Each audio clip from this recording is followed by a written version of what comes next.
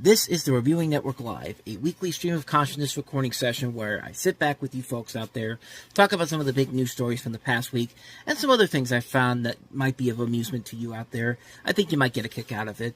Now, these are more like audio podcasts and are much longer than my usual videos and are also, for the most part, unedited and will contain some foul language. So, if you're easily offended by that, I advise you to maybe step back a bit, maybe go somewhere else. But hey, if you're up to the challenge, sit back, relax, and enjoy the show. Thanks.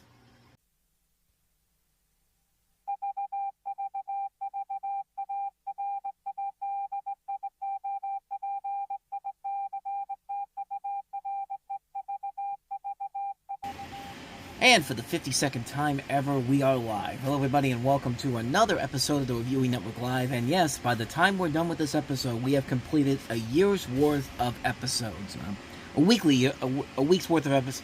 It's a year's worth of episodes if you're going by week. Of course, 52 weeks is how many weeks we have in a year. And we begin our second year next week. So yeah, I can't believe I've actually made it to an entire year of doing these shows. I mean, I've been really doing my best to make sure I'm on a continuing weekly schedule by getting one of these out here every single week. Sometimes it hasn't worked. Sometimes I've had to do episodes in the middle of the week or so, but I've gotten it done. So I consider that for myself to be a personal victory on my part. But we do have some stories to talk about here. Some stories of things that we've been talking about as of late. Some other stories that kind of were filler stories, mostly because it wasn't really that particularly big of a news week, once again, in terms of movies in general. But there were some stories worth talking about. Some stories that are going to be very hilarious to talk about because of just how poorly mismanaged they are. But we will get to all of those in a little bit. And I have some other things I want to cover as well. But before we do that, of course, we begin our show by taking a look at the weekend box office. And not much of an exciting weekend in general. We do have some new releases here, and that's going to be more interesting to talk about because of how these films performed and how, let's just say, one of them really did not do so well. And we'll get to that one in a little bit. But before we do, we start, of course, with the number 5 movie this week, which is one of the new releases this week. One that I did not get to talk about last week because I didn't think it was going to make that much of a dent in general, and that is The Forge, which is the latest film from Affirm Films, which is the same company that has done movies that have become successes, most notably The War Room, which, if I'm not mistaken, I think I saw somewhere that this is a sequel. Okay, it's a spin-off. It's done by the Kendrick brothers, but they've done stuff like Alex Kendrick has directed stuff like Facing the Giants, Overcomer, Courageous, Fireproof. Movies that have become sleeper hits because they don't really have a whole lot of marketing on television for the most part, but they have a loyal audience of church people that go see these movies, and the results are spoken for themselves because, once again, this is another one that has done pretty well without really causing a whole lot of money concerns in general, but in terms of the budget in general, but yeah, bought in $6.6 million. The budget on this was $5 million, so they've pretty much made their money back on this one here. The story here is that after graduating from high school without any plans for the future, Isaiah receives a push to start making better life decisions. And I'm looking here at the cast in general here. The cast includes, of all people, Benjamin Watson, the tight end from the New England Patriots, the New Orleans Saints. I think he played for the Baltimore Ravens a little bit too. So yeah, that's really all I got for you on this one, because I know nothing about this movie. I have no real intentions on ever checking it out. But hey, it made back its budget back, and it made money. So there is a loyal audience for this. Moving on now, we go to the number 4 movie this week, which is a film that I didn't think this one was going to do particularly well box office wise, but it's done pretty well critically, and that's Blink Twice, which is the new film from Zoe Kravitz making her directorial debut. And it's a movie that also is most notably starring Channing Tatum and Naomi Aki from a Batwoman and Whitney Houston, I Want to Dance with Somebody. And Channing Tatum plays a tech billionaire who meets a cocktail waitress at his fundraising gala and invites her to join him and his friends on a dream vacation to a private island. As strange things start to happen, Frida starts to question her reality. And yeah, like I said, it was a movie that I didn't think was going to do that well box office wise, but it didn't do horrible business either. I mean, it brought in $7.3 million, which I think was kind of about where I thought it was going to land in general. It only cost $20 million, and if you count worldwide grosses, it's already at $14 million, so it's not going to be a big hit per se, but it's at least going to make its money back in terms of the budget in general. But I really don't think there was that many high demand. MGM was probably looking at this and thinking that they were going to have a massive hit on their hands. I thought it was kind of interesting with this particular movie that they actually gave a trigger warning for this movie on social media. Let me see if I can find it here. Yeah, they decided to put like a trigger warning on Twitter. I'm trying to see if I can find the tweet here. Alright, I found it here, and yeah, this is very unusual for a studio to put out here, but this is on Amazon MGM Studios Twitter page. They put this out there, trigger warning. We are proud to finally share Blink Twice with audiences in theaters worldwide this week. Blink Twice is a psychological thriller about the abuse of power. While this is a fictionalized movie, it contains mature themes and depictions of violence, including sexual violence. This may be upsetting or triggering for some viewers. For resources that offer support, visit blinktwiceresources.com. So, yeah, kind of an interesting situation that a studio is now putting these all out here in general.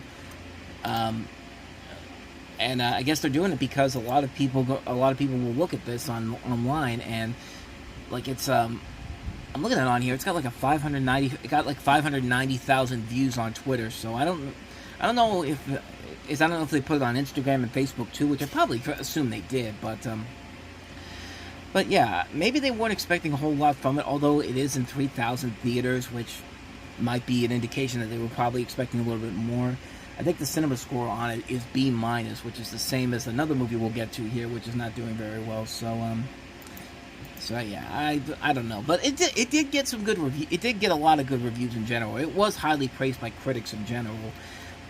Did get a 79 on Rotten Tomatoes, and then Metacritic had it at 66 out of 100, which it's not the best numbers ever, but it'll probably be a movie that I think will definitely find its audience through Amazon and through physical media releases. I wouldn't be surprised if this does find that audience through there, but I wanted to see it though. It did look like it was a good movie. So let's go ahead and get into the top 3 movies of the week, which are basically just the movies that were there for the most part for the last couple of weeks, starting with number 3, which is It Ends With Us, which brought in another $11.9 million, bringing its 3-week gross up to $120.8 million, dropping 50% from last week. The movie has brought in $242 million worldwide, over a budget of $25 million. And just this week, the more interesting thing about is about how successful the movie has become, although it did drop off again this week.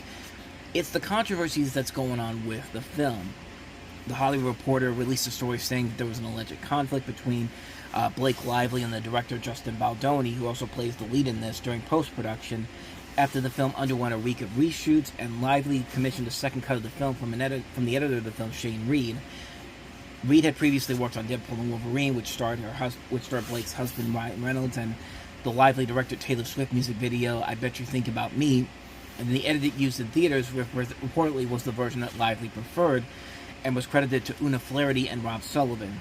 And the publication also confirmed that Reynolds wrote a large chunk of the dialogue for scenes set on a balcony, and there was a lot of speculation about the alleged rift growing on platforms such as Twitter, where the book became popular, in videos noting that Baldoni's absence from joint press events were noticeable, and he actually hired a public relations crisis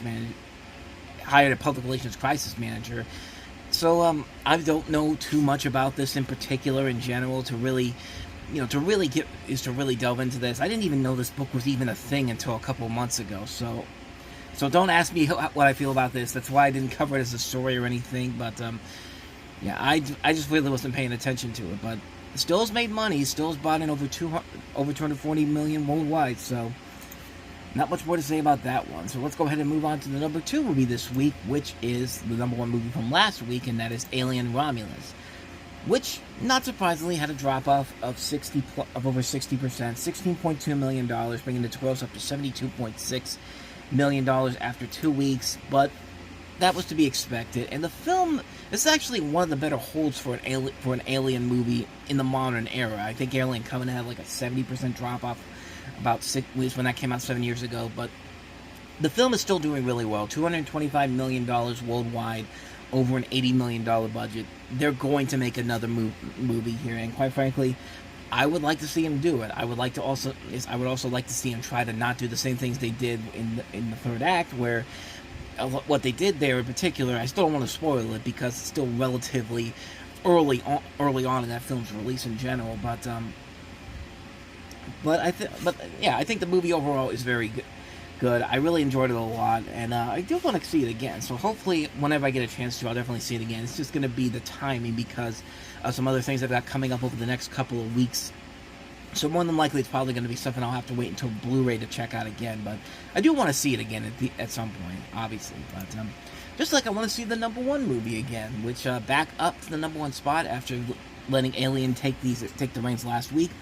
Deadpool and Wolverine, which only dropped 39% this week to a gross of $18.3 million. The film is now up to $577.2 million domestically, and worldwide it's up to $1.2 billion. So not much more to say about that one, except the fact that Deadpool's getting the benefit of a few weeks here where there's really not a whole lot of new releases coming out. So I mean, the next big thing that comes out is Beetlejuice next week, is in 2 weeks from now. So it'll probably get one more week of the #1 spot over Labor Day weekend.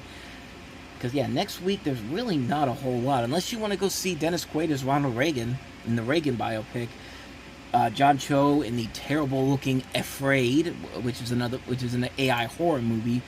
Or 1992, a movie about a shopkeeper trying to save his son from an angry mob during the 1992 LA uprising after the Rodney King verdict.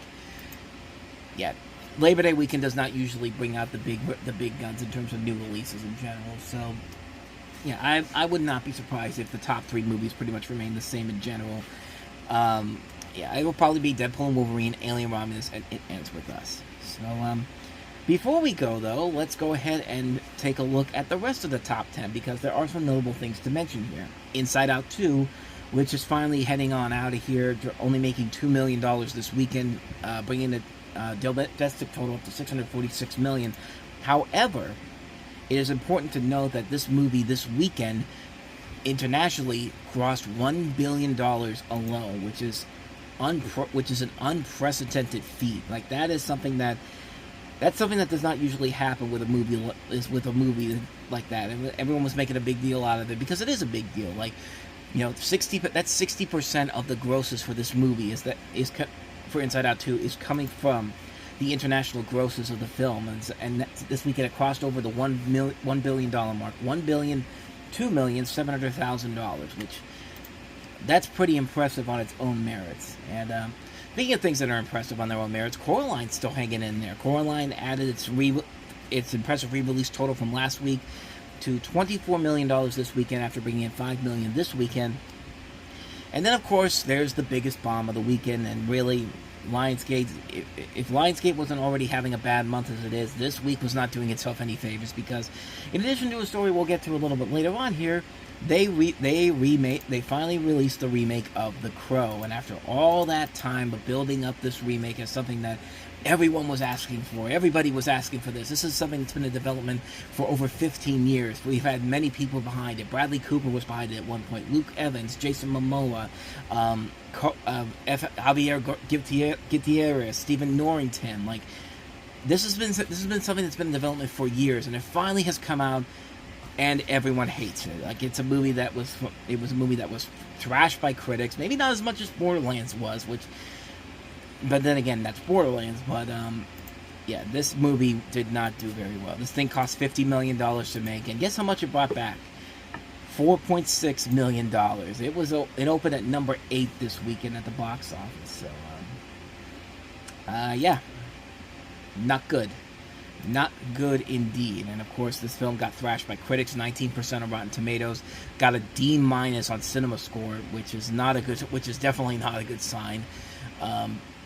Yeah, it's just unnecessary, man. And there's possibilities there for maybe something good could come out of this, but there just is, and this is a movie that's been in development hell for years.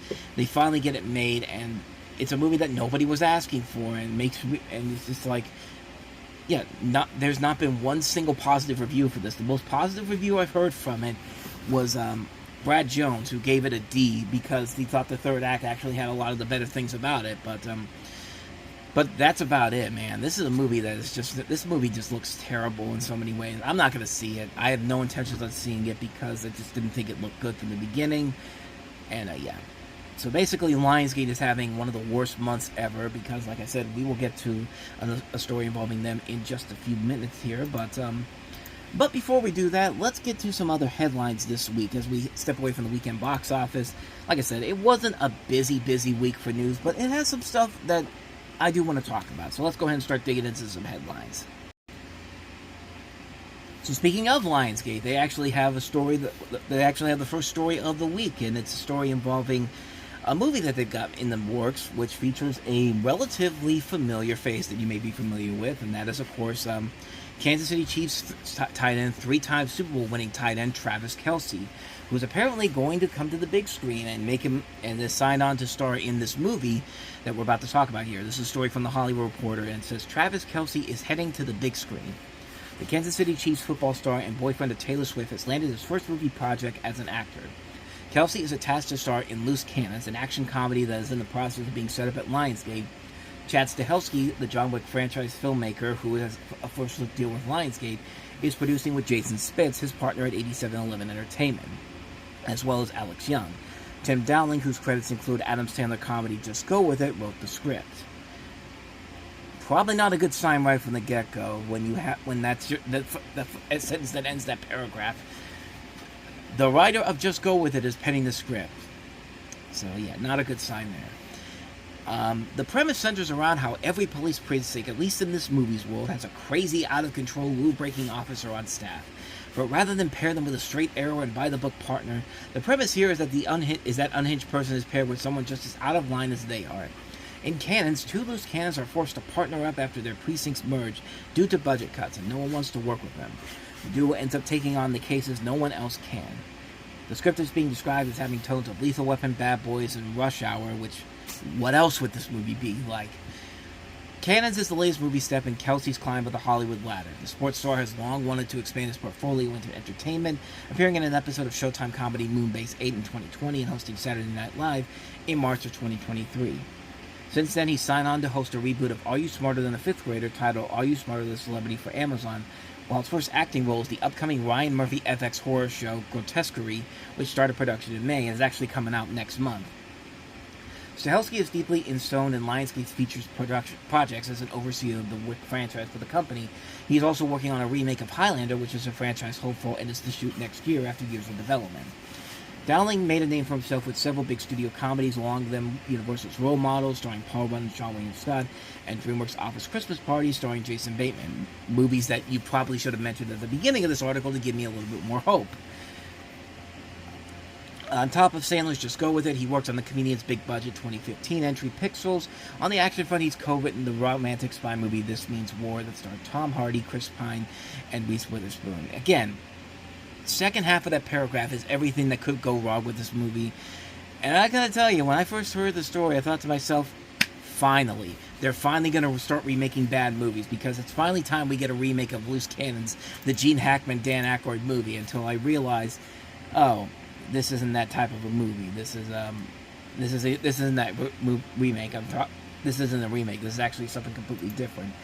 But yeah, it's one of those movies, because Loose Cannons, by the way, is one of those movies where it's very much like Lethal Weapon, where they put is this straight-laced cop with this partner with this weird partner, and this time around Gene Hackman is a hard-nosed cop who teams up with a detective who has multiple personality disorder, played by Dan Aykroyd, and it's to uncover a long-lost Nazi sex tape featuring Adolf Hitler, which would jeopardize the political future of the German Chancellor-elect.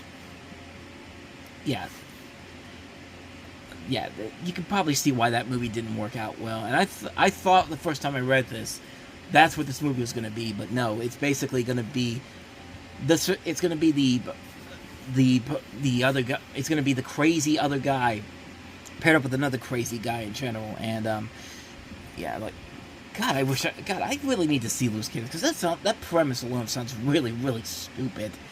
But we're not here to talk about that movie in general. We're here to talk about this new version that's in the works, and that premise sounds like it could have potential to it, where you have two little loose cannons forced to work with each other, and if it goes as crazy as I think it can go, it might be worth it in the long run. But then again, the writer of this movie has had more misses than hits just in that paragraph alone. I mean, yeah, he's written funny stuff like Role Models, which was a fantastic movie. Office Christmas Party, it was alright, but then Just Go With It, Pixels, and This Means War. Not a good sign going forward, and I mean, I'm willing to give it the benefit of the doubt. I think Travis Kelce is enough of a likable personality and that he could make it work in the movie industry if he gets an opportunity to make it work. I mean, I don't see him going the same route as Tony Gonzalez, who tried to have a film career of his own, but then took movies like Triple X, The Return of Xander Cage, and that was pretty much it. But I don't know. I think he's got a future in the movie business, so it'll be very curious to see how he makes that work. But yeah, kind of curious, but I'm very skeptical because of who's writing the film, and that guy, Tim Dowling, like, just that paragraph with those movies there just does not give me a lot of hope in general, but we'll see what happens. Whenever it gets made, assuming it actually does get made. But let's go ahead and move on to our stupid story of the week, because this is a really stupid story that came out this week. I would like to talk to you about the sausage principle. The theory that says if you love something, never find out how it was made. Well, tonight, I would like to show you my sausage. Wait. That was John Oliver way back in the first season of his show talking about the sausage principle, where, as he says there, if you love something, never find out how it was made. And his sausage principle, or his sausage, as you will, is the FIFA World Cup, which he hilariously takes down in a lot of great videos from him. But the FIFA videos are definitely really. It was one of the true indications early on that John Oliver was keen to have his own show on HBO, and just, I mean, he's been doing it now for 10 years, and he's still really great at that work in general. But I'm bringing it up because you want to know what my sausage is? Why did I say it like that? Do you want to know what my sausage is? My sausage is Chick-Fil-A, which I love Chick-Fil-A. Granted, I know that there are a lot of heinous people that work at the head of the company who have said slanderous things about other people of different ethnicities, other people of different. Basically, it's mostly centering around gay people, pretty much. Like they're very much. A lot of them are very much against gay people in general. I mean, I know that there's a lot of people do say that Chick-fil-A is not a great place not a great business in general, but I can't help it, man. Their chicken is just so good, man. And every time I get a chance to go there, I take that opportunity to go there. I will wait in a line, because we have a Chick-fil-A near the Monroeville Mall where, like, it's a regular restaurant. And after COVID is when COVID took place, they reorganized the entire section, because they keep getting so many people that come into the drive-through area, especially during the dinner rush, that it was like going all the way out towards the highway. So they actually restructured it so there's two drive-through lanes, and yet every time that happens, there's still a ton of people that are there, like waiting there in line. Like, it's easy, and sometimes it's even easier. It's easier to just go inside the restaurant and grab your food, even when you're in the drive-through. Which I don't know why people don't usually think that, but whenever that happens, I just go inside the restaurant, and boom, about 10 minutes later, my food's ready to go. But the reason I'm bringing Chick-fil-A up is because they had a story this week that made me go, you really want to do this, Chick-fil-A? You really want to go ahead and delve into this? And, this is a story that is legitimately happening. This is from Deadline Hollywood. Chick-fil-A hatches plans for streaming service as reality TV comes home to roost. Now, this isn't as crazy as Pauly Shore getting the blessing of Richard Simmons to star him in a biopic, but this is very much high up there, I would think. But We'll talk about why this doesn't make any sense in just a little bit here. Let's get to the story in general. It says here, Chick-Fil-A is moving aggressively into the entertainment space with plans to launch a slate of originals from its own streaming platform. Deadline understands that the fast food firm has been working with a number of major production companies, including some of the studios, to create family-friendly shows, particularly in the unscripted space. It is also in talks to license and acquire content. We hear that this includes a family-friendly game show from Glassman Media, the company behind NBC's The Wall, and Michael Sugar's Sugar 23, which is behind Netflix's 13 Reasons Why. Deadline understands the show has been handed a 10-episode order. Budgets on the unscripted side are believed to be in the range of $400,000 per hour. Sources tell us that the idea is to launch later this year, and there's also talks of scripted projects and animation. Brian Gibson, who has worked on series including history's Top Gear remake and Fox's adaptation of The X Factor, is leading into the programming charge that's been talked with various producers. Yeah, Fox is The X Factor. You remember that? Remember when Fox made such a big deal back in the early 2010s that they were going to cut off as much as they could from the primetime schedule because they were so keen on The X Factor becoming the next becoming the next American Idol for them, and then it just quickly dissipated and just died 3 years after it first came on the air. Yeah, like, you probably didn't even know The X Factor existed until I brought it up again. But, history's Top Gun remake, you know, remember that? Remember how great that was? Remember how that only lasted, a couple seasons and then kind of went away? And was definitely seen as an inferior piece compared to its original source material? Yeah, I think, you get what I'm coming here. But back to the story. Chick-fil-A is known for its fried chicken sandwiches, is the latest company outside of the entertainment industry to move into making its own originals. It joins the likes of Lyft, which has produced shows such as Lucky Lyft, a game show hosted by Bob the Drag Queen. I've never heard of that before. And Airbnb, which previously produced documentary Gay Chorus Deep South that aired on MTV. These sound like fake names, honestly. Chick-fil-A, which operates over 3,000 restaurants in the U.S., has previously produced content from its own site before including Stories of Evergreen Hills, a series of short animated films. It is also diversified into other areas such as making children's puzzles and games under its Penny Cake brand. One source tells Deadline that it was a positive move for the reality TV industry, which has been struggling in recent years, and another source adds it's a good opportunity comparing it to branded content. Chick-fil-A declined to comment, which... yeah, this just sounds like a really, really bad idea in general, because Chick-fil-A is not McDonald's. Like, if the story was McDonald's is going to put together their own streaming service, because it makes sense, because you know what, McDonald's has this universe that they've already established with, you know, the McKids, Ronald McDonald, you know, all of his friends. Like, if McDonald's said they were going to do a streaming service, I could buy into that. Hell, if Burger King was to do it, I mean, they bring back the Burger King Kids Club from the 90s, do shows with the Burger King, that makes sense. I mean, that I could buy into that. Hell, Subway has made original programming in Korea, based off their restaurant. And again, John Oliver was the one that brought it up on Last Week Tonight when they talked about Subway. So, it isn't a crazy idea in general, but Chick-fil-A doesn't really have that many mascots in general, or stories in general, to really tell. I mean, think about it. What is Chick-fil-A's most known mascots in general? The ones I can think of are the cows that always try to have those painted signs, like the protesters that say, "Eat more chicken," you know, that type of stuff. But that's the only real ones I can think of, besides the shorts that they mentioned there, the animated shorts that they were talking about. I've seen a couple of them. They actually play previews. They actually play those commercials during some movies that I go see in theaters.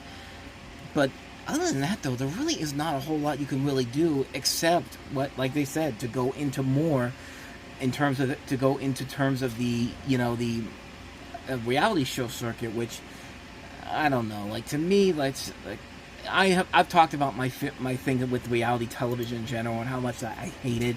I hate that it's basically turned into what the country is. It's played a part in what the country has essentially become that now, and people we've elected in the past because of that. But it's just I don't know. Like to me, this just does not seem like a really good idea in general. But then again, it's not going to change my thoughts of going back to Chick-fil-A anytime soon. Of course, I'm going to go back to Chick-fil-A. Their food is so good; it's too damn good for me to not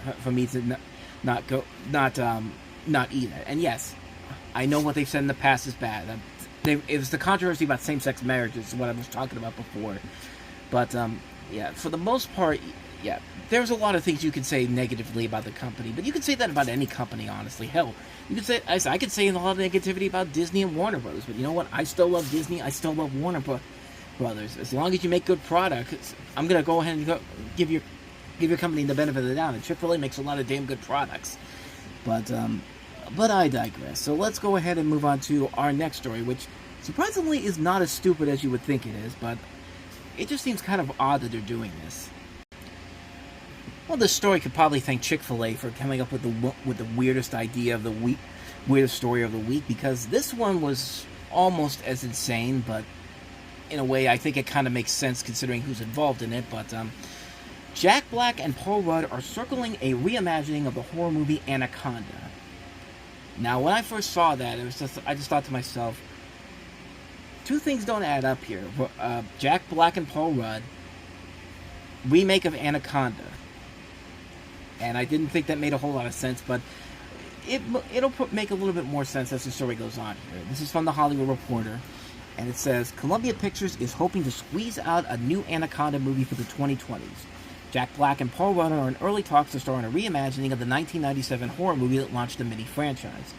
Tom Gormican, who directed the Nicolas Cage meta-movie The Unbearable Weight of Massive Talent, is co-writing with collaborator Kevin Eaton and will direct the feature. So this is the same guy that directed and gave us The Unbearable Weight of Massive Talent, which is a really good movie. I finally got around to watching it after I did I can't remember if I watched it in 2022 or did I watch it afterwards. I need to double check. Okay, I did watch it after 2022 because it wasn't in my list of the best movies of the year. It was a really good movie. I definitely saw what a lot of people really liked about it. It was a very funny movie. Definitely worth checking out if you haven't seen it. It's got Pedro Pascal, Tiffany Haddish. Very fun movie. But the original movie of Anaconda starred Jennifer Lopez, Owen Wilson, Ice Cube, and Jon Voight, and followed a National Geographic film crew who is hunting for the world's largest and deadliest snake, only to find the tables turned. According to sources, now this is where it gets crazy. The news story involves a group of friends facing a midlife crisis who are remaking their favorite movie from their youth. They are heading to the rainforest only to find themselves in a fight for their lives against natural disasters, giant snakes, and violent criminals. It is unclear who is playing whom. One source says Black would play an erstwhile director, a man stuck in his job as a wedding videographer, while Rudd would play an actor who did a stint on a cop show but see his Hollywood dreams slipping further and further away. Another source says it was the other way around. The project had been percolating at the studio since early 2023 and has gone through many rewrites as the filmmaker and Columbia tried to find the right balance of tones. Which, quite frankly, I don't know what kind of a tone they're trying to go for here, because this just seems so weird and so odd in so many ways. Because Anaconda started off as a straight-up horror movie. Didn't end up that way, and actually became more known for its infamous funnier moments and sequels that got dumber and dumber as they went along, but I digress. Columbia, division of Sony, does have reason to return to the jungle with the title. The initial movie grossed $136 million at the global box office and went on to quickly reach cult classic status. Anaconda was followed by a series of films including installments in 2004, another theatrical moneymaker, before descending into schlock fare with two movies that aired on the Sci-Fi Channel, including one that starred David Hasselhoff. The last Anaconda outing was in 2015, with the horror franchise being paired up with the crocodile-centric Lake Placid series for a horror comedy called Lake Placid vs. Anaconda, which, okay, if you're going to go down that route, I guess that makes sense. Go down that route if you have to. And then it just kind of gives you a look back on what Black, Rudd, and Tom Gormican have done before. So really, I don't know how this is going to work out in general. I can see it kind of having like a City Slickers type of vibe to it. Like City Slickers didn't have much of the same plot, but it had kind of a similar plot where you take these guys who are more known for doing stuff in the city, in a big city like Hollywood, and then you take them out into the desert or something like that, like they did in the City Slickers. So really, it's a very odd situation to do with a movie like this. I mean, I do like Jack Black, I do like Paul Rudd. I think they are very funny actors and very good actors in general, but this idea here just really, I don't know how this is actually going to work. I feel like this is an idea where, like, people might go see it just because of what just because of what this concept could be like. You know what it reminds me of, honestly, not since I mentioned City Slickers? It's kind of like City Slickers meets the recent Jumanji movies. And I've liked the recent Jumanji movies, but, yeah, I don't know. I really don't know how this is going to pan out, quite honestly, and really, I don't think it's going to pan out very well in general. But then again, who knows? Maybe it could be onto something. I do like what this director did last with The Unbearable Weight of Massive Talent, so I'm willing to give it the benefit of the doubt. And like I said, I like Jack Black, I like Paul Rudd. They don't usually pick a lot of bad movies, and even when they do, they're usually giving it their all in it. But other than that, though, I don't know. Could be good, could be something worth watching, but we'll have to wait and see what happens. And I feel like this is still going to be a few years away from actually getting done. So again, we'll see what happens when this actually gets made, if it actually gets made. So, all right, let's go ahead and move on to a story that came out yesterday. So if you watched Movie Stop yesterday, you saw that one of the new movies I got was the DVD box set for Ted Lasso, The Richmond Way, which is supposedly the entire series. Supposedly, because as literally just a few hours before I recorded that segment yesterday, Deadline Hollywood broke the story that Ted Lasso is gearing up for season 4. And this is the story from Deadline, like I said. Ted Lasso fans, this is not a drill. In a major step towards the long-awaited 4th season of Apple TV's hugely popular soccer comedy, the series studio Warner Brothers Television has picked up the options of the 3 original cast members who had been contracted through using the aegis of the UK Acting Union Equity. They are Hannah Waddingham, Brett Goldstein, and Jeremy Swift. After securing the trio, the studio is expected to start reaching out to Ted Lasso cast members with SAG-AFTRA contracts whose options had expired, so they will have to make new deals. In addition to co-creators, executive producers Jason Sudeikis and Brendan Hunt, that is believed to include Juno Temple, we also hear that one of the Ted Lasso's OGs, Phil Dunster, Jamie Tart, had not been picked up, presumably due to a conflict with another series he's on both Prime Video's The Devil's Hour and Apple's Surface. It is unclear what other stars may be approached about Season 4. The cast have all said repeatedly that they would be happy to reprise their roles if an opportunity arises. Many would likely pop in for guest appearances. Getting the cast back paves the way towards a Season 4 greenlight, contingent on budget approval and scheduling of actors whose options have lapsed may have joined other series that have them in first positions. While the outreach of the cast is underway, early preparations are also being made to open a writer's room. If all elements come together, we hear production on a 4th season is eyeing an early 2025 start. Reps for WB-TV and Apple TV Plus declined comment. Starting the process on Season 4's greenlight indicates the main Ted Lasso driving force on and off screen, Jason Sudeikis, is on board for a new installment, and the studio would not have proceeded without his consent. The fate of Ted Lasso has always hinged on Sudeikis, who originated the character in NBC sports videos, while being open that they would love to extend Ted Lasso, one of the biggest and most acclaimed comedies of the past decade. Apple and Warner Brothers executives have made it clear that it will be up to Sudeikis whether the show would continue. The Saturday Night Live alum who created Ted Lasso with Hunt, Joe Kelly, and Bill Lawrence had originally conceived the comedy as a 3-season story arc, and he stuck with the plan despite the series' enormous success. But he has not shut the door to more Ted Lasso, which is why Season 3 was not labeled as final, contingent on finding the right idea. Much to Ted Lasso fans' delight, more than a year after the Season 3 finale, it looks like that has happened. With its uplifting tone and the good-natured, eternal optimist lady character, Ted Lasso was the perfect show to launch at the height of the pandemic in August 2020. The comedy became an instant global hit and Apple's signature and most-watched ever original series. In addition to its immersive popularity that catapulted it into the pop culture zeitgeist, Ted Lasso earned 13 Emmy Awards during its original 3-season run, including 2 back-to-back Outstanding Comedy Series trophies and acting wins for Sudeikis, Goldstein, and Waddingham. The May 2023 Season 3 finale saw Keely and Rebecca potentially partnering for a new venture, AFC Richmond's women's team, and all the main characters getting a happy landing, including Ted, last seen coaching his son on a soccer field in Kansas.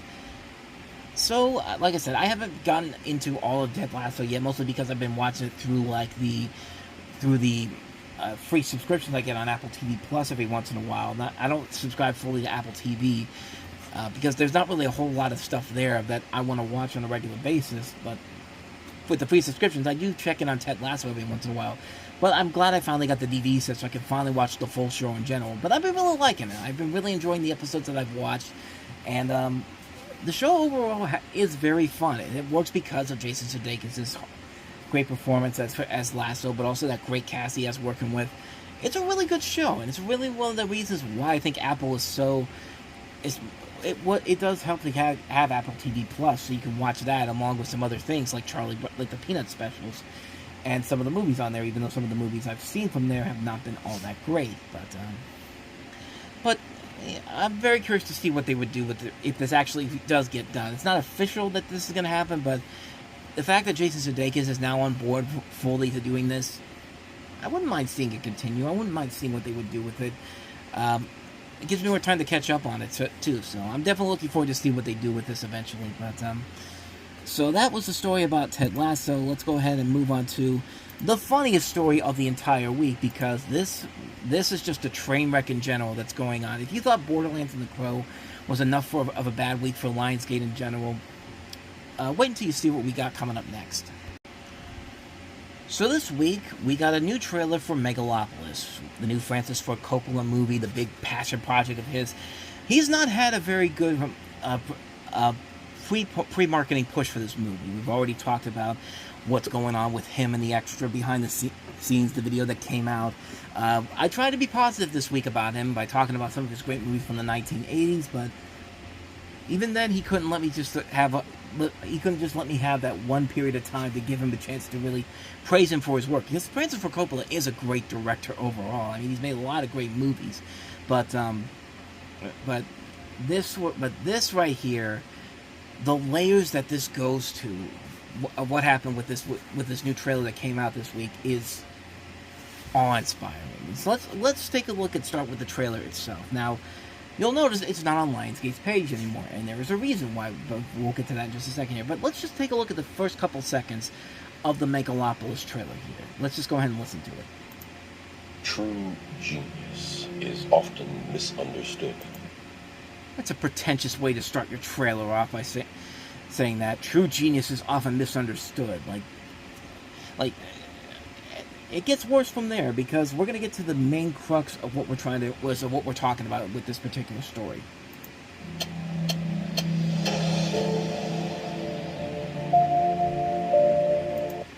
So they're showing like clips. So they're showing like Francis Ford Coppola's most successful titles. It starts off with The Godfather, and then you see these critic quotes coming up. You have one that says Andrew Sarris calling it a sloppy, self-indulgent movie. And then, as we move along here, Pauline Kael calls it diminished by its artsiness. And then another one from The Village Voice, doesn't know what it wants to be. And then they cut to Apocalypse Now, with John Simon of the National Review calling it a spectacular failure. Vincent Canby calling it hollow at the core. Rex Reed calling it an epic piece of trash. And then they cut to Coppola's third masterpiece. Now, what exactly do you think that third masterpiece is going to be? If you haven't seen the trailer yet, take a guess on what that is. Do you think it could be something that's very underrated? Something like One from the Heart? Maybe The Cotton Club? Maybe The Outsiders? Peggy Sue Got Married? Nope. You want to know what that third movie was? Bram Stoker's Dracula. Which, don't get me wrong, Bram Stoker's Dracula is a good movie, but is that really what you want to compare The Godfather and Apocalypse Now to? Like, you could have just put in The Godfather Part 2. You could have put in The Conversation. You could have done... Hell, be more ballsy and say Godfather Part 3. At least I could buy The Godfather Part 3 than fucking Dracula. But let's hear what the people had to say about Dracula. Roger Ebert called it a triumph of style over substance. Owen Gleiberman called it a beautiful mess. Rex Reed called it falls flat. And these just random quotes just start coming out of nowhere. So let me see if I can slow it down for you, because... Let me see.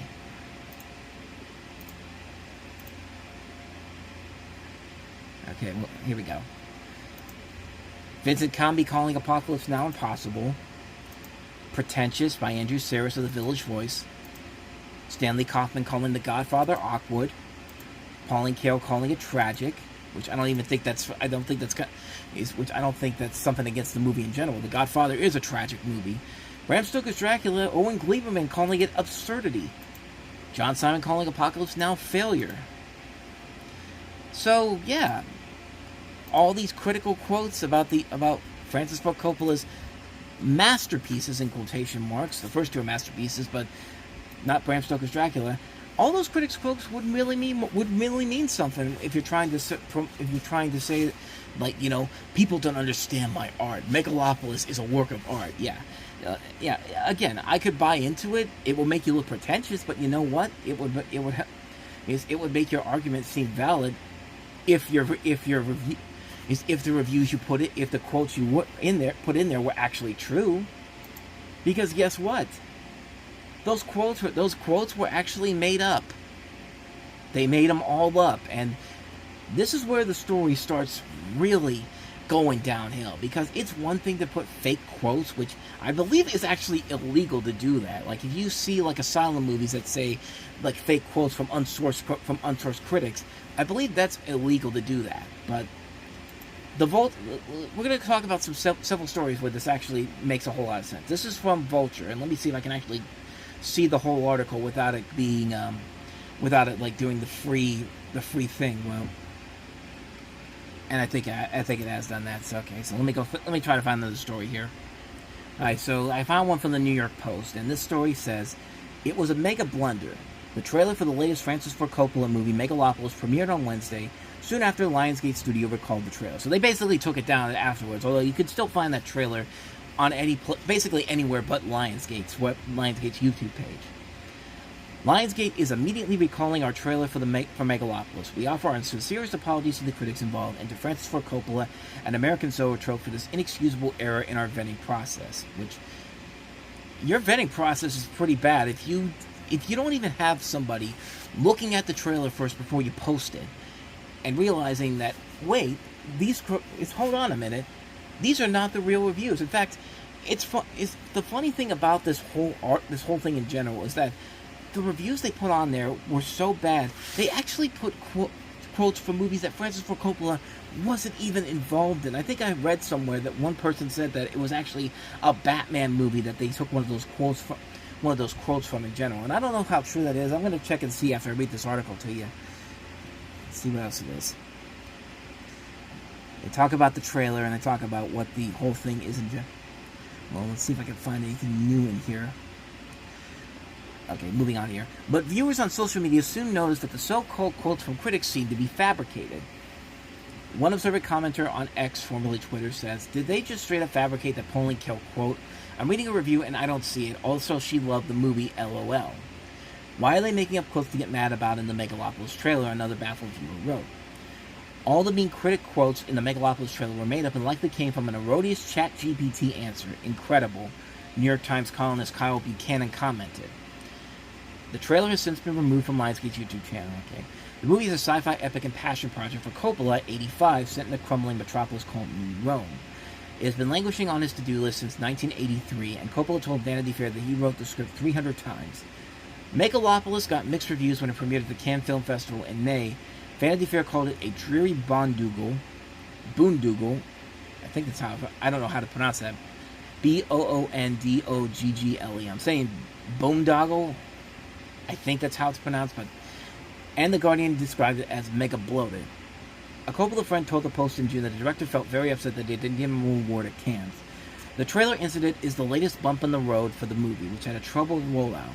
The movie has also been besieged by alleged turbulence behind the scenes. Unnamed sources claimed to The Guardian that Coppola tried to kiss topless performers in the movie's nightclub scene and retreated to his trailer to smoke weed. According to The Hollywood Reporter, Coppola lost his entire art department due to a combination of firings and resignations. After Variety obtained video of Coppola on set with the extras, a spokesman for the director declined to comment on the clips or the claims about his behavior. So, yeah, this movie is a friggin' mess. We've talked about this before. We talked about that particular extra in particular, and you want to go check that out, you can find it in the archives. But let me see if I can find it, because I think I read somewhere that one of those quotes was taken from a Batman movie, and I can't remember which one. Let me see.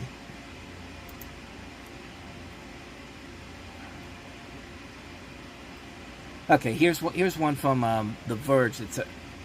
And they talk about. Let me see if I can find a good place to start at. Here we go. This is from The Verge, like I said. That all led to some people to immediately wonder whether the quotes had been generated by a tool like OpenAI's ChatGPT.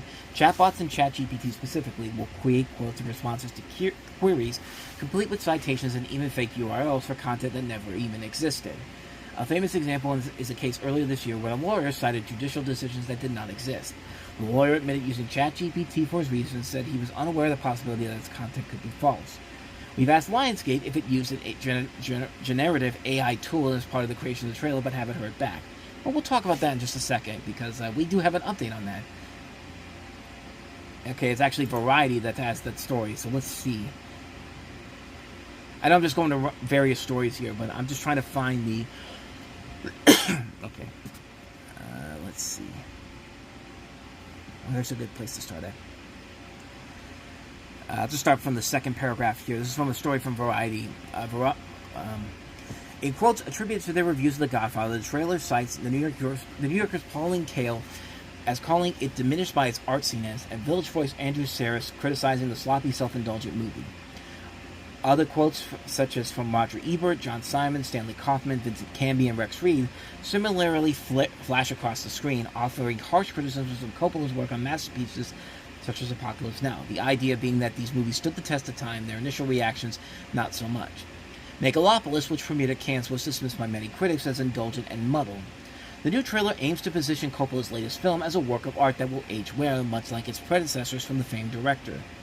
It's an interesting point to make, but there's a pretty significant hole in the trailer's argument. The problem, and it's a pretty massive one, is that quotes don't actually appear in any of the cited reviews. As pointed out by Vulture and verified by Variety, none of the phrases can be found in the versions of the stories appeared online. It's not clear at the time whether any of the quotes originated from Ebert's quote calling Dracula a triumph over style over substance is actually pulled from his 1989 review of Batman. Batman was not directed by Francis Ford Coppola, so how the hell do you get a triumph over style over substance from Dracula and bring it to Batman when the dude has never worked on a Batman movie before? Variety's own Owen Gleiberman is incorrectly cited as calling the 1992 Bram Stoker's Dracula a beautiful mess and highlighting its absurdity when he reviewed the film for Entertainment Weekly, where he worked at the time of its release.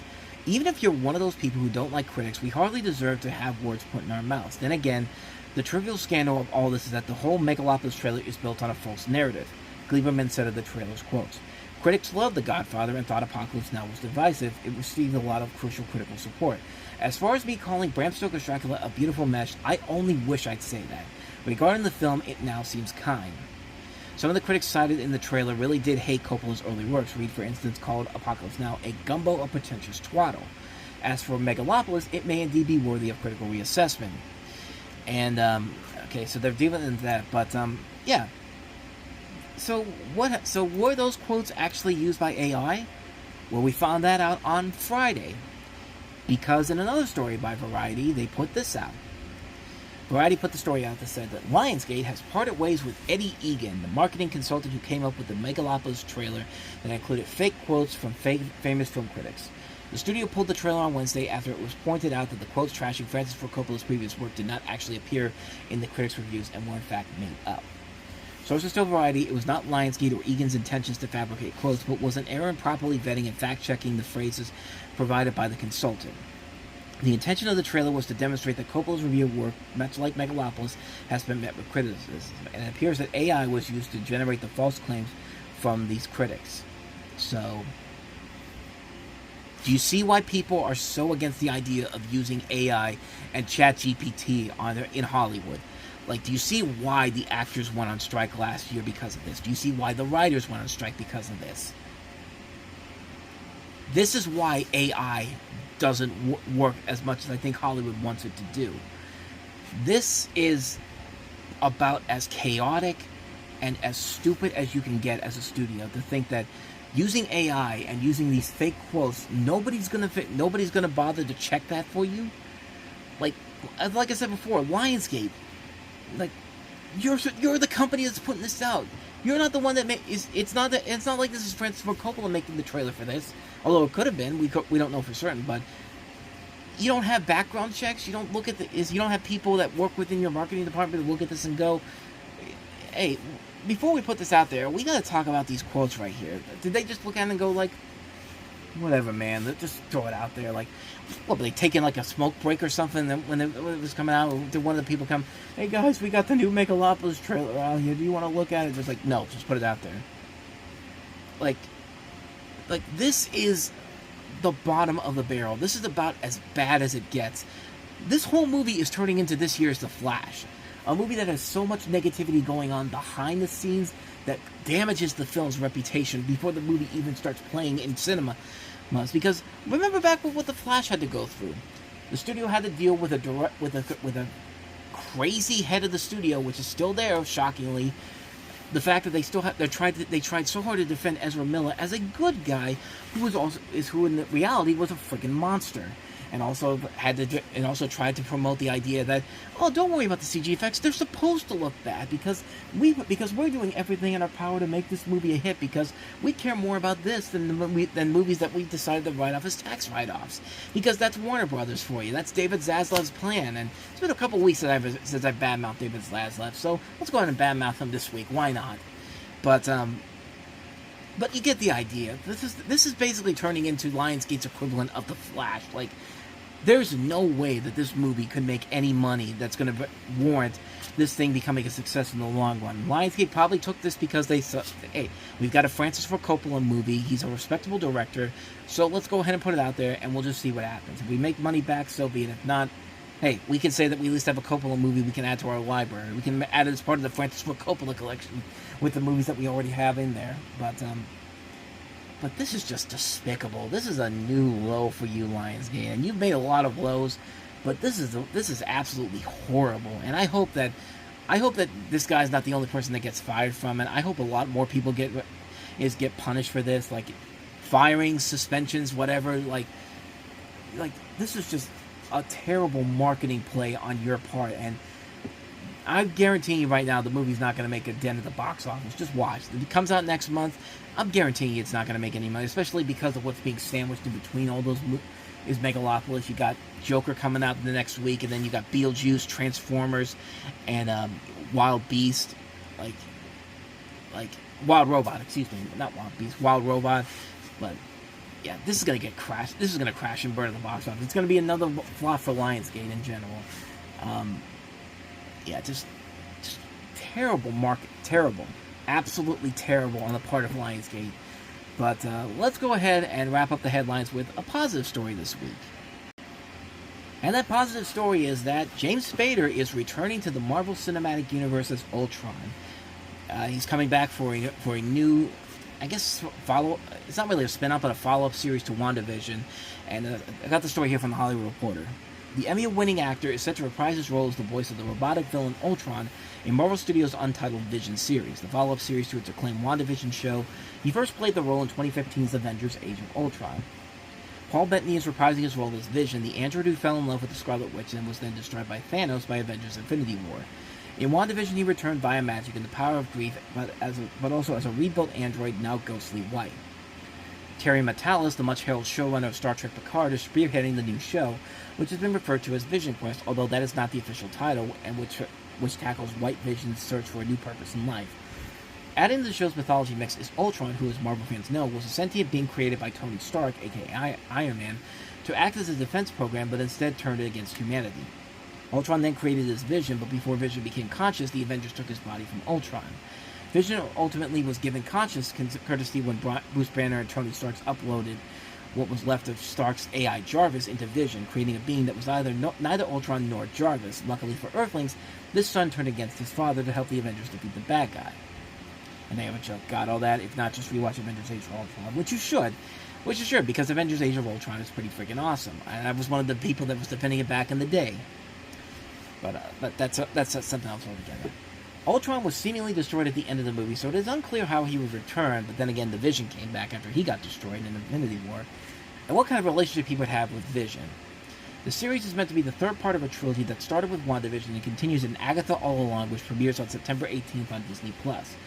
The new show is eyeing a shoot in England in early 2025.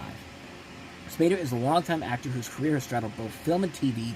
Movies such as Sex, Lies, and Videotape and Pretty in Pink established him for the 80s generation, while starring in Boston Legal, earned awards and TV bona fides. He did a stint on The Office and spent 10 years creepily staring at the NBC crime show The Blacklist, where he was awesome playing Raymond Reddington. If you have not seen The Blacklist, see The Blacklist, man. It's definitely a damn good show.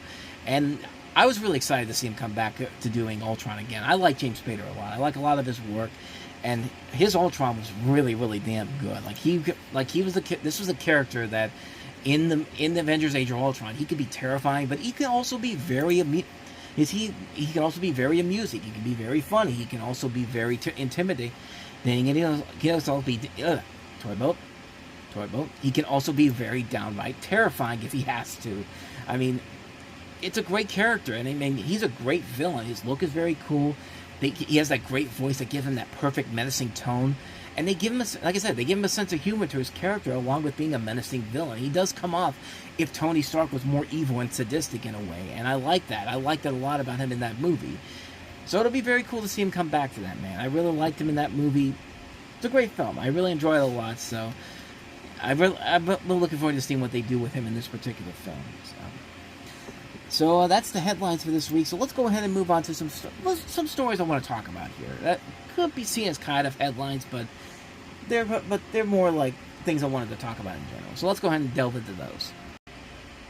So, of course, the DNC just wrapped up this week, and just like most things, when I need my political comedic fix, I go to shows like Late Night with Seth Meyers, The Late Show with Stephen Colbert, Last Week Tonight with John Oliver, and also The Daily Show. And I'm bringing The Daily Show up because this week, once again, master craftsman work by the Daily Show crew. I mean, like, this show has not lost a beat, especially since they brought back Jon Stewart.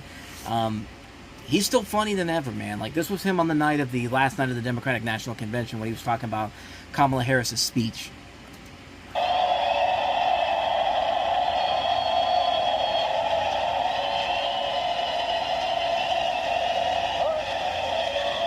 the way, how funny would it have been if at the end she was just like, but seriously though, not for me. This has all been great, but I've been thinking it over. By the way, if I was Donald Trump right now, I don't even know I'd probably just be tweeting nonsensical shit to distract from the fact that she doesn't faintly resemble the caricature that's been painted. By the way, that is what he was doing. These are his real tweets. Shown like 4 different tweets from him on the night she had her speech, and they're all really funny. Like they're saying stuff like Walt was not assistant coach, not a coach. Too many thank yous, too rapidly said. What's going on with her? Is she talking about me? And then, of course, where's Hunter? I swear to God, the guy running for president on the Republican ticket has morphed into a poor man's cat turd. He's basically turned to Joe Biden. Except that the Republicans are not smart enough to get rid of him because it's already too late for them to do that. But I digress. The whole point of this is that the whole point of this whole segment is not to talk about politics in general, but just to show that the Daily Show really has not lost a beat whatsoever. It's still very funny stuff. I mean, this was them last week. This was Jon Stewart last week. Let me see if I can find it. Like, this is great. I hear he's going to make a comeback at the Democrat convention. He's going to walk into the room and he's going to say, I want my presidency back. I want another chance to debate Trump. I want another chance. He's not coming back. Just something about the way Jon Stewart can take 4 words, he's not coming back, and just say it like that. Just the intensity of the way he says it, like coming. Oh, shut up for a second. Let me see. Hold on. Like the way he says it, like it's just like it's literally the equivalent of somebody saying, "I'm telling you for the last time, let it go." Like it's like he's literally. It feels like Jon Stewart is literally talking to Donald Trump, like he's right there in the studio while he's saying this. He's not coming back. He's not coming back, Donald. Hey, you know how I know he's not coming back? We have a camera on him. That's him. And it just shows Joe Biden and his wife, Dr. Joe Biden, sitting on a beach somewhere, like underneath a umbrella, like just relaxing, like they're about to shoot a Corona commercial, like a Corona drink commercial.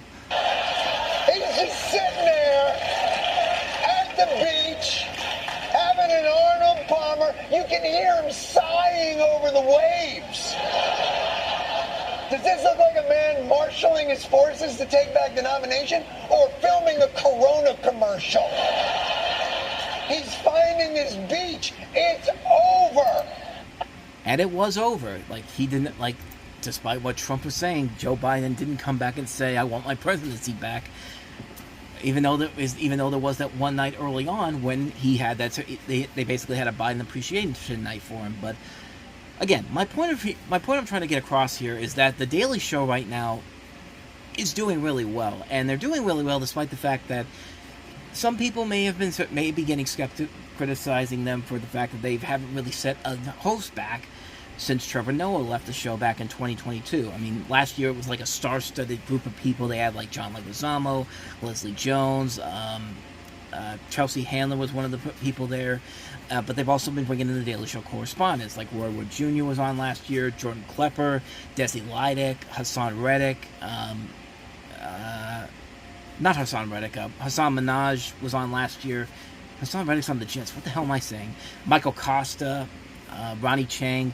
So they have their assortment of choices to go with here, and really there's been a lot of questions about whether or not, about what the Daily Show should do, like, once the election is over. Like, how do they handle the hosting situation in general? Can you find a permanent host? Yeah, but I think it's going to be really hard to do that. I mean, I don't know if you want to bring Jon Stewart back full-time, maybe, but because it feels like he's taking his job back pretty much, but I mean, Jon Stewart is still really funny, and like when this is all happening because Jon Stewart's basically back there because Apple basically said, we don't want you criticizing us, you're fired, and basically fired him because Apple was literally going through his scripts and saying, you can't do this, you can't do that, and then Jon Stewart basically said, oh, fine, I'll go back to the Daily Show. Do I think it'd be cool for him to go back to the Daily Show full time? Probably, but I really don't think that would be the best move for like the correspondents there in general. I think that'd be something where it feels like they're being seen as like they feel like it's a sign of betrayal in general. But then again, it's really hard to just figure out who they should get to become the new host of the Daily Show, because everybody there is really, really funny. Like, Jordan Klepper has proven time and time again how funny he can really be, and especially when he has to take on Trump supporters in general. Michael Costa has had his moments to shine, so is Desi Lydic, so is Ronnie Chang. It just really is really hard it's going to be really hard to figure out what direction they should go with it going forward. And luckily, they still have a few months to go in the election before they can eventually make that decision for 2025. And, it's just, and everyone is still really funny. That's what makes this so hard on a number of different levels, because everybody who's the main correspondents on that show are still really, really funny. When these guys get their chance to shine each night as the host, they do shine. Like, they have a lot of really good fun moments in general. I'll give you an example. Like with Jordan Klepper, last month at the Republican National Convention, whenever, who was it? Matt Gaetz. When Matt Gaetz was on there, and like Jordan Klepper was doing his segment, and he gets to Matt Gaetz, who looks like he's wearing like a mask on him, like he doesn't look like the same person. He comes up with this retort. That bullet, he kind of procrastinated to the last second, didn't he? He could have stopped the gunman at any point during the day, but instead he waited until the bullet was in the air and went, shit, oh, that was close. You gotta stop looking at my phone all the time, huh? All right, fine. Okay, every cult needs a leader who was chosen by God and has taken multiple wives. I get it, all right? And plenty of people stepped up this week to sing his praises. Now, one of the most fiery speeches was from Florida Congressman Matt Gaetz. Although, that's an old picture of Matt Gaetz from a long time ago, like a whole week. Because when he came out to speak yesterday, it looked a little different. Under Trump, we prospered, we were rich. Yeah, the dude looks like he has like Botox on him if you look at the picture of the show beforehand. But like his face does not look like the same picture that they showed just before that. But this is a great comeback from Klepper. Sure, inflation was low, and there were 2 genders. And introducing the third. just the way he's doing like the movements, like he's moving his hands around, like he's like he's flaunting like the fabulous type of thing. Like Jordan Klepper is very funny. Like man, like he's very funny at doing at that style of humor that Jon Stewart made famous for so many years. Let me see if I can find one for some of these other guys here. Desi Lydic. Desi Lydic, I think, has done a very good job whenever she comes on. So, like, she can be really funny whenever she needs to be. So this is from the DNC when on the night Joe Biden was talked, and you know, she's getting ready to like introduce Joe Biden, but of course before we got to Joe Biden, we got all these different speeches from other people in general, and the build up to this joke is pretty good coming up. Because remember, this is Joe Biden's night, and it's actually starting to get a little bit late, so let's get to Joe Biden. Please welcome former Rhode Island Governor Gina Raimondo, Robert Garcia, Dick Durbin, Doris Johnson, Jesse Jackson, Tony Goldwyn, Steve Kerr, Sean Fain. In the words of the great American poet, Nellie, it's getting hot in here.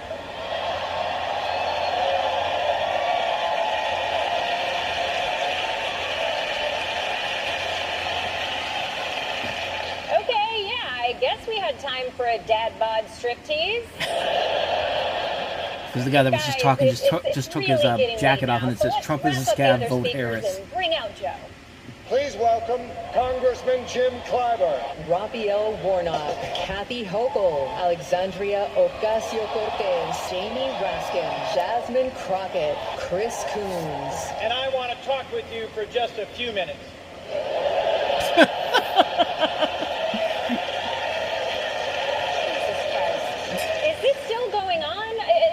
Disrespect to Chris Coons, but Chris Coons.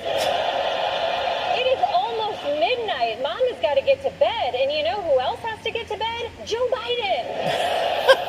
For the love of God, let's hear from Biden. Please welcome Ashley Biden.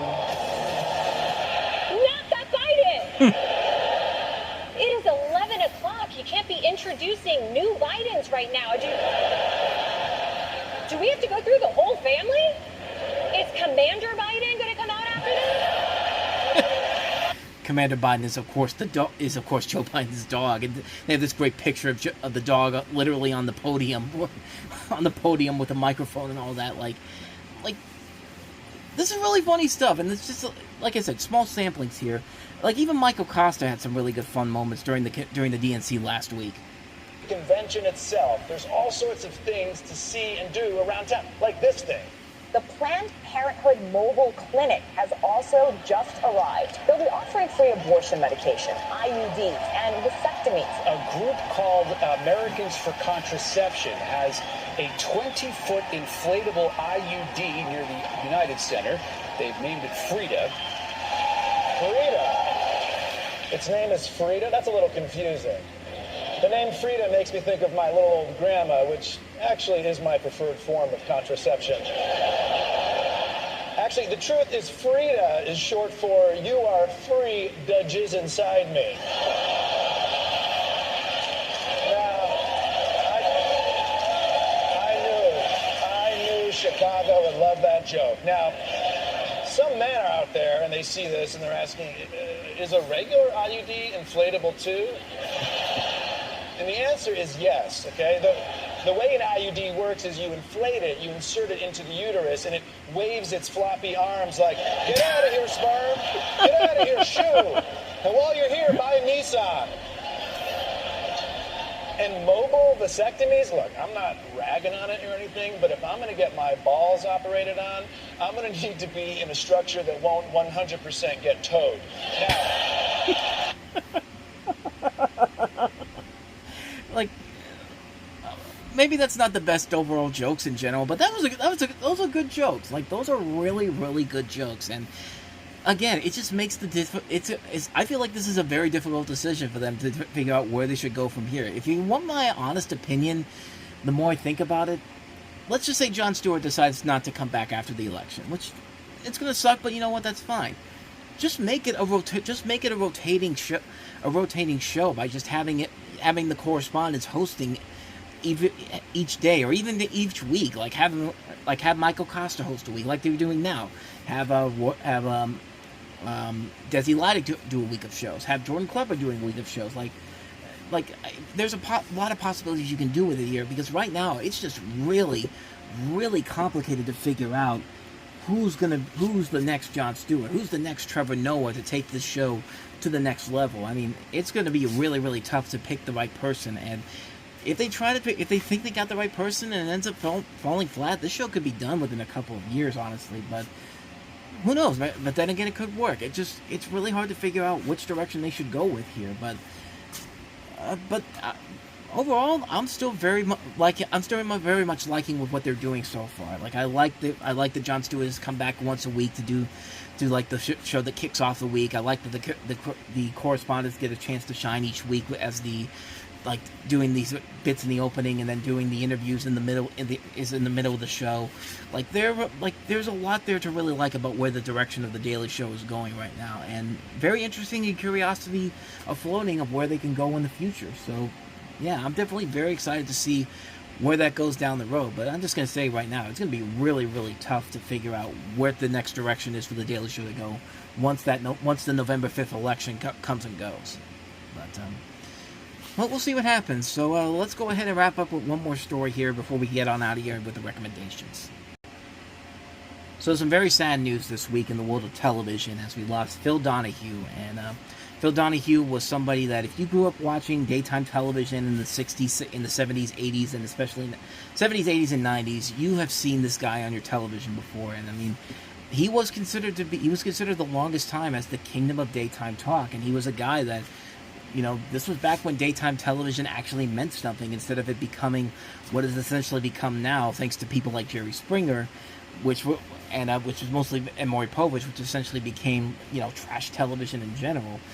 But Phil Donahue had a lasting legacy in television overall. Like, he was the guy that made the popular talk show is the format that it is. He had a format that included a lot of audience participation, and that was pretty much unheard of at the time. And it ran for a good long run. It ran for almost 30 years on television, from 1967 all the way to his time in 1996, when it started off in Ohio and then moved to New York City in 96 when it was all said and done.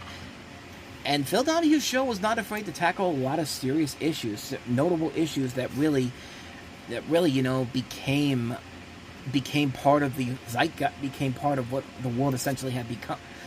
Was becoming as the times had gone on. Like, a lot of the stuff that he would talk about on the show divided a lot of people up, like, mostly liberals, conservatives in the United States. There was a lot of things he talked about, such as like abortion, consumer protection, civil rights, war issues.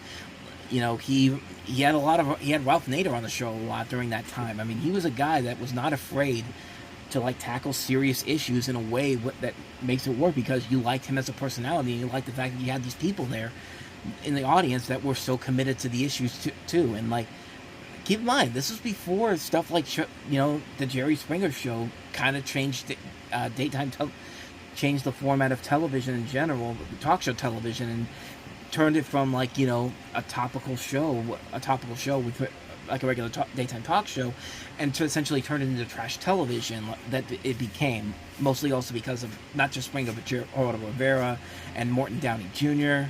Like, but they weren't afraid to. He wasn't afraid to tackle very serious issues on his show, and there were a lot of times when he tackled a lot of very serious things. Specifically, he was one of the proponents of he was the one that kind of brought AIDS into it. Helped to bring AIDS into more of a significant turning point. Take, for example, this segment here. This is from the Donahue 25th anniversary show done in 1992, and they show, like, segments from when Donahue would have these people on who've been affected by the AIDS virus, and they show off the segment here. I'm going to let it play for itself. What a quarter century, Phil. What a body of work. Back in 1982, when hardly anyone outside the medical community had even heard of it, Phil Donahue presented a program devoted to a discussion of a new and deadly virus called AIDS. It was the first national program to deal with this mysterious disease, and Phil has frequently been out there in front, featuring on his program both calm and very heated discussions from all kinds of people as they deal with the reality of AIDS. For the infants who enter the world already infected, To those adults who are dealing with the challenge of that virus, Phil has devoted his considerable energies to correcting the falsehoods, comforting the bereaved, and above all, disseminating valid information to a world dealing with the greatest health emergency of our time. A particular friend who shares Phil's concern is with us here tonight.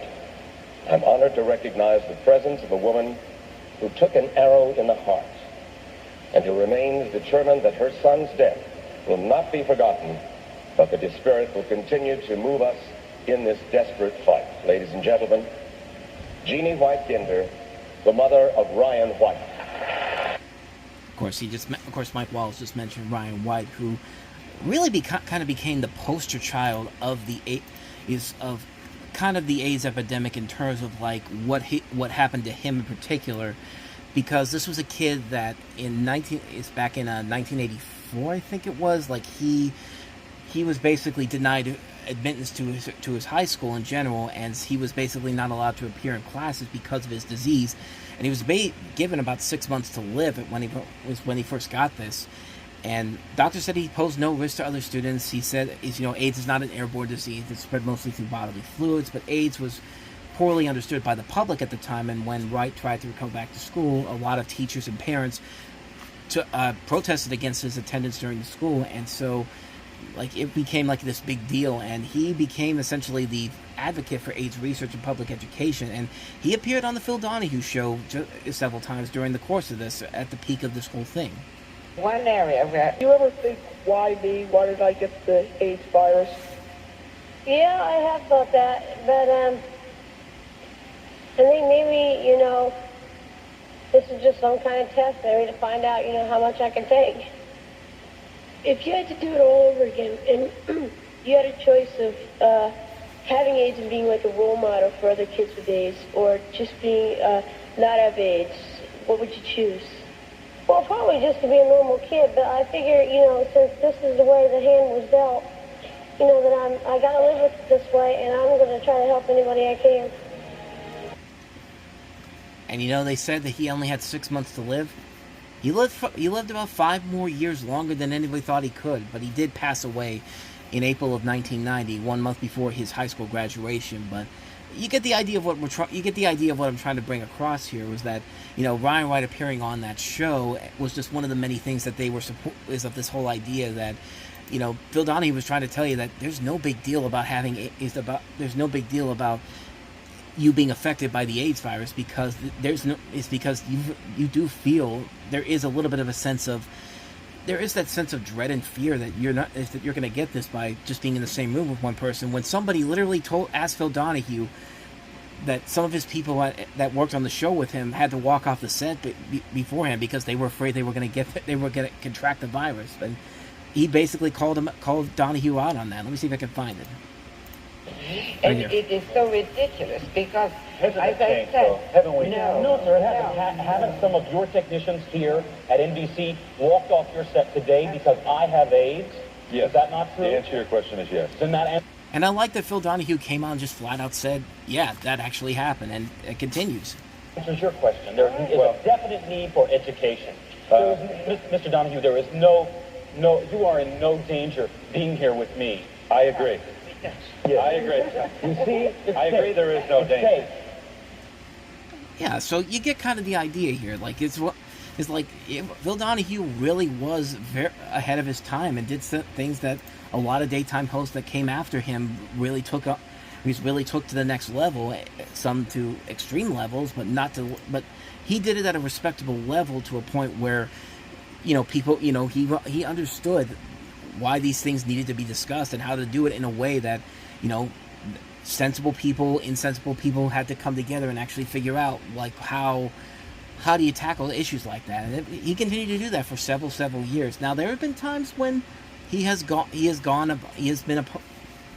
said things that have gone against people's beliefs in general, and it kind of hurts him in the long run. Like, I know when he did a show over at MSNBC, it lasted only a year because he was very critical of he opposed the invasion of the Iraq War. Some people, and the network actually called his program a home for the liberal anti-war agenda. And Donahue later said that MSNBC was required that they'd have 2 conservative guests for every liberal, and I was counted as 2 liberals, and that show didn't last very long. But he still led a very good life. I mean, he lived to be 88 years old, man, and the guy had a good life to him, and he did leave such a massive impact in the world of television and daytime television in general that really we can go on many stories and more talking about the legacy that this guy had, but we're already running well past the time I wanted to delve into here. But you should ever look up his work, man. It's really something that's worth checking out. Phil Donahue dying this week at the age of 88 years old.